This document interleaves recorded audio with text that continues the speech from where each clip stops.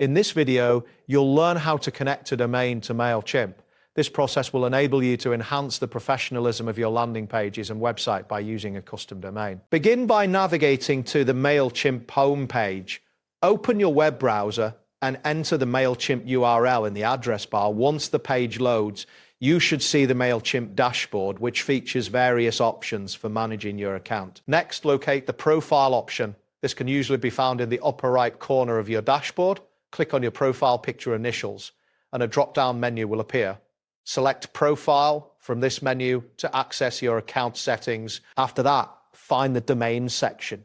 Within the Profile settings, look for a tab labeled Domains. Click on this tab to proceed to the Domain Management area where you can view any domains already associated with your account. Once this appears, navigate to the Website Domains option.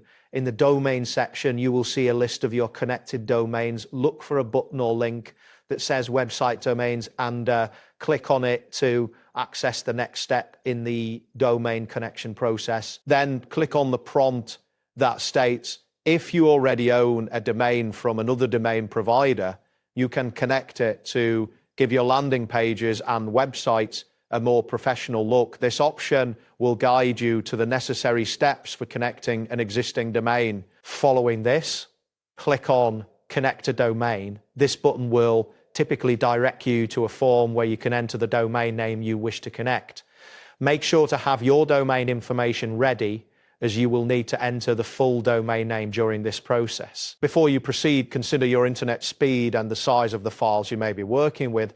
If you have a slow connection, larger domains may take a bit longer to verify and connect. Additionally, ensure you have sufficient storage in your MailChimp account to accommodate your new domain settings. After entering your domain name, confirm your entry to continue. That wraps up today's guide. Thanks for watching and catch you in the next tutorial.